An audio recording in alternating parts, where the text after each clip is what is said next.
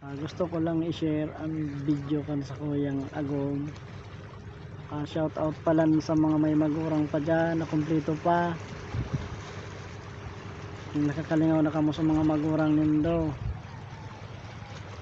tunay kamong aki o bako man.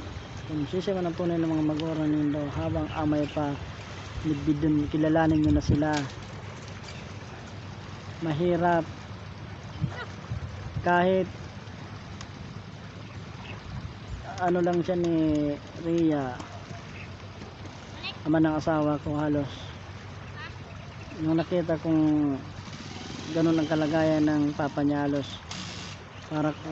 parang naramdaman ko rin na totoo kung ama siya eh.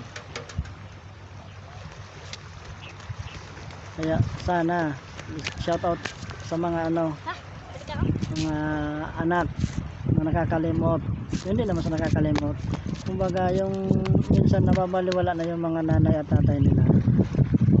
Habang maaga pa, pakita nyo na sa kanila na mahalaga sila sa inyo pa rin. Kahit mayroon na tayo mga asawa, may kanya-kanyang ng pamilya, bahay, kahit nakabukod tayo, ito rin nyo pa rin, maglambing pa rin kayo kahit matanda na kayo.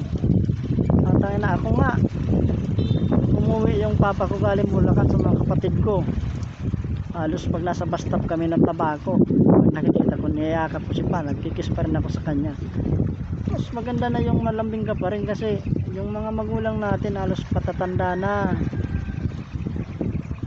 Isang beses lang tayo magkakaroon ng magulang habang buhay, hindi na yun mauulit. Sana yung mga magulang dyan, yung mga nandito sa Bicol na mga magulang, kaya nanay, tatay, alalahanin nyo rin sila kahit sa birthday, padala kayo, ganon, ganito, ma, kumusta kayo dyan, pa, kumusta kayo dyan, o pa, may padala ako sa'yo, pang kape mo, pambili-bili mo, kahit ano, kahit kunti lang, yung maalala nyo lang sila. Kaya ko ito ginawang video para lang sa mga, hindi lang para sa akin, para sa buong pamilya at para sa ibang pamilya. Kasi mula nung nakita ko yung hagulhol ng asawa ko sa kanyang ama, tangin na tago sa ano ko talaga, likod yung ano niya, nararamdaman.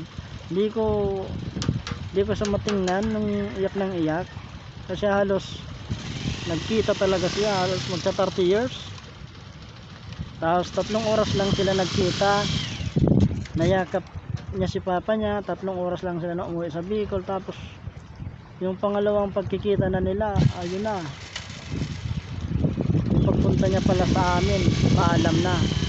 Kaya gusto ko i-share ang video na ito ng asawa ko, kung gaano siya talagang humagul sa kanyang pag-iyak dahil sa kanyang ama. At nagpapasalamat pa rin ako sa mga kapatid niya, sa papa niya, sa mga tsahin-tsuhin niya, lalo na kina Uncle Rani yung nasa Amerika, Tita Yol, Tita Sini, Tita Zay. Nagpapasalamat ako sa inyong malaki, kasi kahit sa labas lang yung asawa kong anak, tinanggap niyo pa rin ang buo.